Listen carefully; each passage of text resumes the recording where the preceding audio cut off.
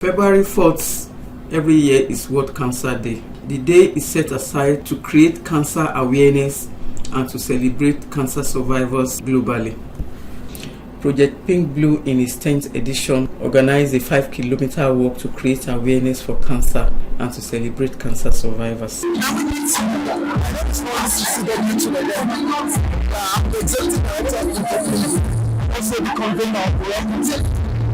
So I'm so happy to be here today because I'm also really excited. We have so many people from different parts of the country actually coming to celebrate World Cancer Day. So the theme of the World Cancer Day is Close the Cancer Care Gap. And the reality is that the government is doing a lot, especially around the HPV vaccination, which is great and commendable. But there are still other gaps that exist. For instance, treating cancer is so expensive, and we strongly believe that we should do more to reduce the burden of cancer care.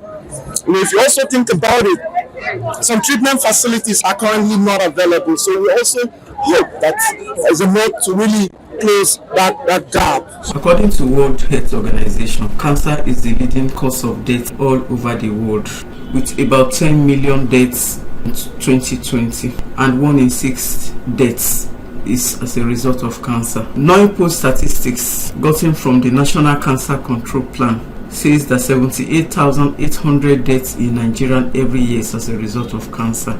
New cases are about 102,000 each year. A cancer survivor, Engineer Dozie Akwarandu, narrates his experience. I am a colorectal cancer survivor, and to the glory of God, I've done like 5 years in survivorship. A gender activist, Aisha Yusufu, counsels on care and stigmatization of people diagnosed with cancer. She advises on early screening, detection, and lifestyle.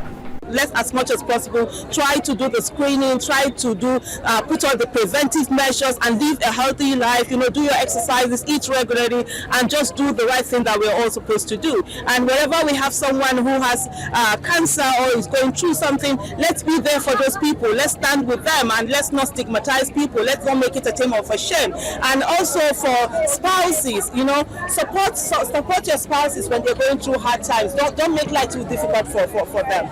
At the venue of the cancer awareness after the walk, there were various free cancer screening. The National Primary Healthcare Development Agency and other volunteer medical groups were on hands to screen for various cancers. The government agency gave shots of free human papilloma virus vaccine to young girls from age 2 to 12 years. Free screening for various types of cancer, from breast cancer, prostate cancer, cervical cancer, were all carried out.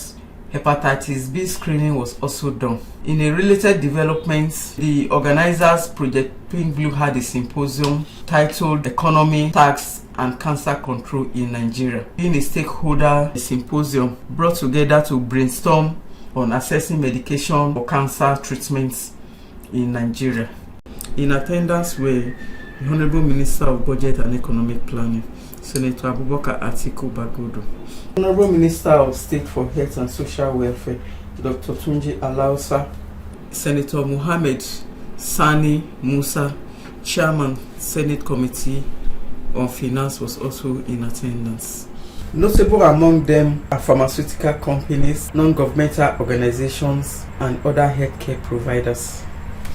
The budget allocation to health has increased significantly. There's increase in funding for some of the equipment that I have. When asked of pharmaceutical companies that are leaving Nigeria because of the harsh economic operating environment and high cost of drugs. Cost of biomedicine is expensive. Is there any kind of subsidy that the government is planning or something? Mr. President Bola Ahmed Tinubu feels the pain of Nigeria, especially with this high cost of pharmaceuticals and medical consumables. But Mr. President has moved so quickly to palliate this high cost of pharmaceutical in the country and medical consumables, so that in the near future, the citizens will begin to enjoy reasonable, significant reduction in prices. What we've done at the last executive meeting and the last executive council meeting, Mr. President, make sure we discuss what needed to be done in the immediate term, short-term and long-term solution to this problem. The immediate solution is that we said Mr. President will come up with a set of executive orders. As you know, executive orders are law to support pharmaceutical company so that the prices of drugs will start coming down, so that the country the citizens of our country will begin to see the immediate benefit of this.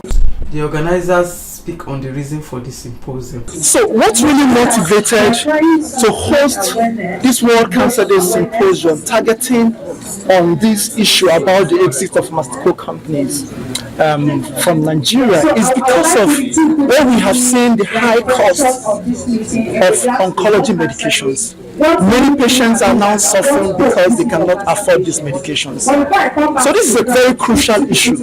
So I think it's now up to all of us, including private sectors, government and all stakeholders, for us all to begin to ask ourselves, what can we do? We need to begin to decentralize cancer control, that we're not leaving everything only to federal government.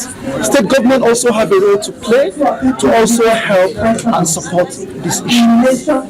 The theme for this year is Close the Care Gap. Halima Jibril for SRTV.